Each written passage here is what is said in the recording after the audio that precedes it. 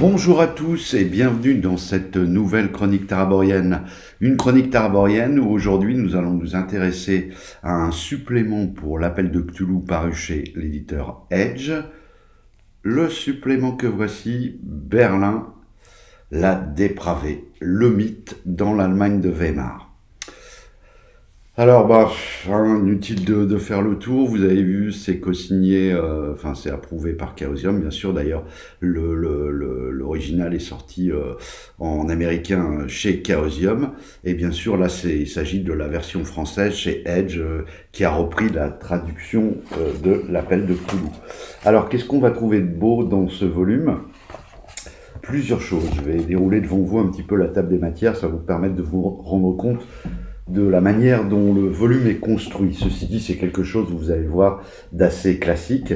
On va retrouver une petite introduction, tout d'abord, où voilà, l'auteur nous explique un petit peu que Berlin est une ville un peu dévoyée, comme on dit. C'est ce qui va d'ailleurs constituer tout le charme de ce volume.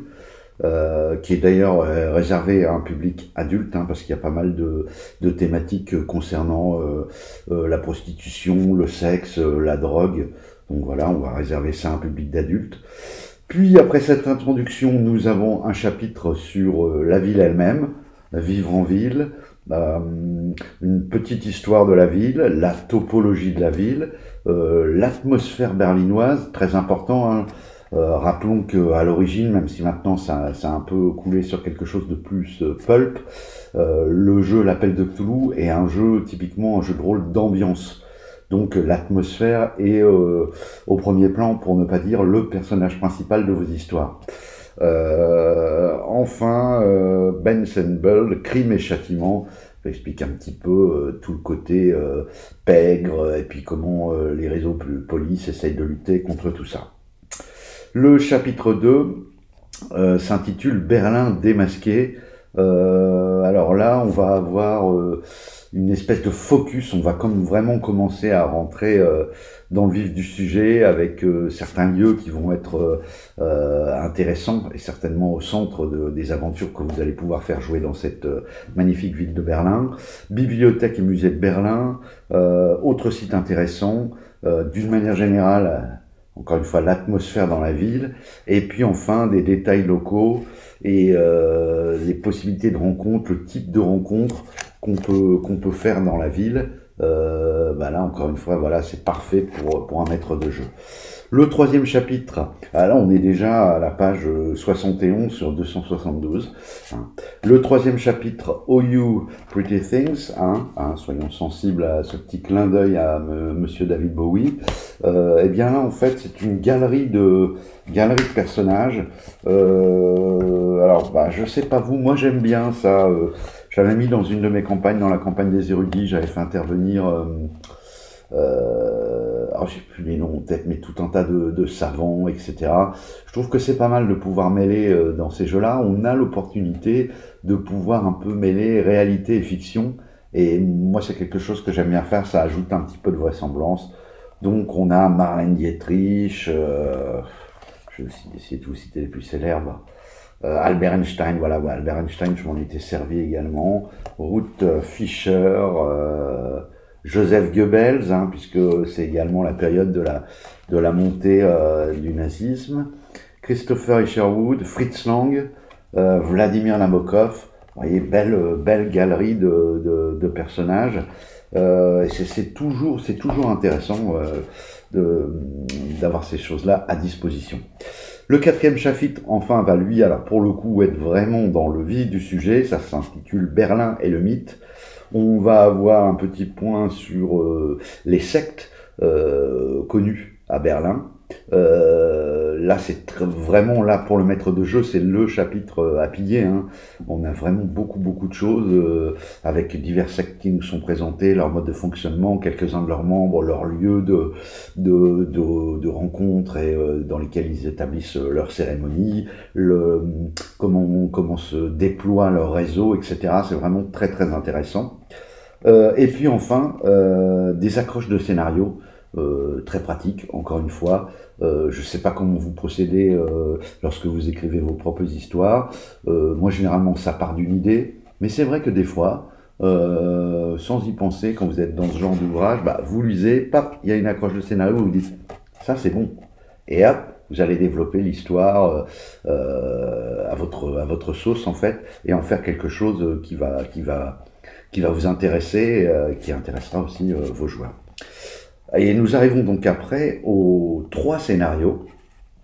Le diable mange des mouches, le ballet du vice, de l'horreur et de l'extase, et enfin Shrek film. Alors je vais pas m'étendre plus que ça sur les scénarios parce que j'ai pas envie de faire de spoiler. J'ai lu les 2 premiers scénarios, je trouve ça vraiment pas mal. Euh, D'ailleurs, à ce propos, cet ouvrage, il est intéressant parce qu'au départ, c'est pas forcément une ville à laquelle on pense. Quand l'appel de Cthulhu est sorti, c'est supposé se dérouler sur les terres de Lovecraft, donc aux États-Unis. Assez vite, dès la 2e édition française, on a eu un supplément sur les années folles à Paris, qui était d'ailleurs un très bon supplément. Moi, j'avais adoré, j'avais joué une partie de la campagne là, qui était assez énorme. Je veux dire, j'ai vraiment des bons souvenirs de cela. Et puis après, il y a même eu des suppléments sur Marseille dans les dernières choses sorties à l'époque où il y avait encore Chaosium qui assurait la traduction française. Je pense qu'il va être repris d'ailleurs chez Edge, le supplément Marseille. Mais bon, l'Allemagne, on n'en parle pas trop. Il y a certains pays qui sont abordés à travers de campagnes, comme Terreur sur l'Orient Express, où en fait il y a tout un périple dans les pays d'Europe et notamment d'Europe de l'Est. Alors je sais plus si on passe par Berlin. J'ai fait jouer cette campagne, mais il y a un petit moment, je ne crois pas. Je crois que c'est Vienne, et je crois qu'on passe à Vienne, mais on passe pas à Berlin. Donc voilà, et ben on n'y pense pas en fait, et en fait cette ville, elle a tout à cette époque-là, il y a vraiment pas trop à forcer le trait pour basculer dans l'horreur Lovecraftienne et le mystère et le caractère étrange de Lovecraft. Parce que aux États-Unis, il y a la prohibition, les speakeasy et un peu tout ce qui est gangster et tout ça. Là, à Berlin, il va y avoir un peu de ça, mais aussi toute une faune un peu, comment dirais-je, artistico-intellectuel occulte, voilà, qui est vraiment un terreau tout à fait intéressant pour construire des histoires du mythe. À la fin, enfin, vous avez des inspirations. Bon, c'est un petit encart qui vous permet, si vous voulez pousser plus loin l'approfondissement, vous pouvez avoir des liens vers des médias, il y a des livres, il y a des articles, il y a des films, je crois. Et enfin, après, comme d'habitude, les hangouts, les indices qui sont repris pour pouvoir les photocopier et les donner à vos joueurs. Je pense qu'on va pouvoir les télécharger en PDF sur le site, à vérifier, mais généralement c'est ce qu'ils font, donc je suis assez confiant là-dessus. Au niveau des inspirations, signalons quand même la fameuse série qui est sortie, je crois, en 2017 ou 2017, Babylon Babies, qui est une série allemande. Et regardez bien la tête de cette jeune femme sur la couverture avec son chapeau cloche. Voilà, mais on est vraiment le petit clin d'œil là aussi est assez intéressant. Alors, bah, que dire de supplément? C'est très complet. Vous voyez, là, j'ouvre au hasard, je tombe sur tout un chapitre, enfin tout un paragraphe, une section sur les drogues qu'on va trouver justement dans ce monde interlope de la nuit allemande. Morphine, héroïne, cocaïne, opium, et puis avec les effets, comment les jouer, l'addiction, etc., les effets secondaires. C'est assez bien fait, hein, en complément, ça peut même ça des éléments qu'on peut peut-être reprendre. Enfin, je crois qu'ils en parlent dans les règles de base de l'appel, mais là on a des choses très très précises. Alors encore une fois, ce qui est intéressant aussi, ce que j'ai trouvé intéressant avec ce supplément dans cette ville, c'est qu'en réalité il y a une espèce de mélange improbable entre, d'un côté vous avez en termes politiques la montée du nazisme, hein, c'est pas un hasard s'ils vous ont mis Goebbels dans la galerie de PNJ. Je pense qu'on peut, à moins d'être réfractaires à vouloir traiter cette thématique. Je pense que si on fait jouer des histoires dans le Berlin des années 20, on peut pas passer à côté, on ne peut pas ne pas l'évoquer. Alors certes, on n'est pas obligé de le faire sur le mode Indiana Jones, mais je pense qu'on peut en faire même quelque chose de plus crédible et surtout plus inquiétant politiquement. Surtout que maintenant on a le recul historique pour savoir ce qui s'est passé par la suite. Donc il y a effectivement de quoi s'inquiéter. On peut en faire quelque chose d'une thématique sérieuse. Hein, même si là encore ça correspond pas à tout type de joueur et tout type de maître de jeu, parce qu'il faut aussi avoir la volonté de faire une thématique sérieuse avec cette chose-là. Bah, or généralement, voilà, si vous prenez l'exemple soit d'Indiana Jones en film, soit de Achtung Toulouse, on voit que c'est un peu, il y a un côté, l'accent est mis sur le pulp et on passe un peu à côté des sujets fâcheux, hein, je dirais. Alors que moi, je pense qu'il serait intéressant d'en développer des scénarios avec, y compris un propos politique dedans. Ça peut être très intéressant pour les gens qui aiment bien l'histoire, etc. Bon.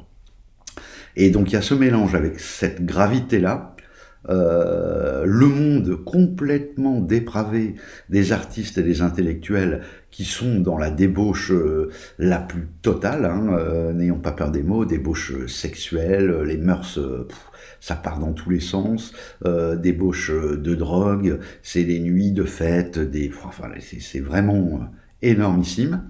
Et puis, bien sûr, tout ce qui va être le caractère étrange et l'ambiance envoûtante et inquiétante du mythe lui-même.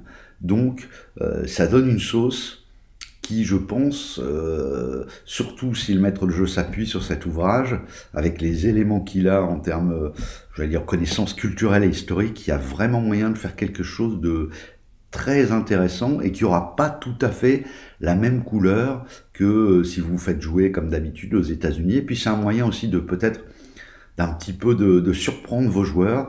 Bon, après, il y a aussi moyen de relier ça. Vous n'êtes pas obligé de faire jouer tout le temps à Berlin. Vous pouvez aussi relier ça, c'est-à-dire Berlin peut être une étape dans une campagne plus importante dans laquelle seraient entraînés vos joueurs. En tout cas, bah, une fois de plus, chapeau, hein, chapeau à Edge, un superbe bouquin, couverture rigide, des jolies pages, des illus, des photos. Moi j'aime bien, c'est sur 2 colonnes, voilà, je vais pas vous refaire l'article à chaque fois. Je pense que la collection L'Appel de Cthulhu est vraiment dans des bonnes mains chez cet éditeur. Ça sort régulièrement, c'est de qualité. Là, il va bientôt y avoir Farce macabre de Ecclésias. Alors là, je vous le conseille. C'est lui qui a fait la série, je crois, 30 Monedas. Voilà une série inspirée de l'Appel de Cthulhu. Là, c'est une mini-campagne, je crois. D'ailleurs, j'ai lu sur un forum américain qui en parlait, où il disait que ça pouvait très bien constituer un préquel pour les masques de Nyarlathotep. Bon, bah, quant au masque, espérons qu'il soit traduit rapidement. Moi, pour ma part, j'attends également aussi le Malleus Monstrorum, surtout tel qu'ils l'ont revu dans la set américaine, où c'est vraiment plus qu'un catalogue de monstres, puisque vous avez un petit peu l'écosystème des monstres. Et c'est un petit peu comment pouvoir vous donner des indices et des pistes pour pouvoir utiliser les monstres dans vos scénarios. Sachant que la particularité, souvent dans les scénarios de l'Appel de Cthulhu, contrairement à d'autres jeux de rôle où les monstres sont là pour en fait faire une opposition et souvent il y a confrontation, l'Appel de Cthulhu, les monstres n'ont pas la même fonction en fait dans votre histoire. Hein, ils sont plus là. D'abord, leur présence n'est pas si évidente que cela au départ. Elle est même souvent dissimulée. Et puis, à mesure que vos investigateurs avancent dans la compréhension et les différentes strates du scénario, ils finissent par comprendre le monstre, et généralement il vaut mieux quand même éviter la confrontation si on veut pouvoir réutiliser ces personnages et qu'ils restent vivants et avec le minimum de santé mentale pour continuer à être efficaces.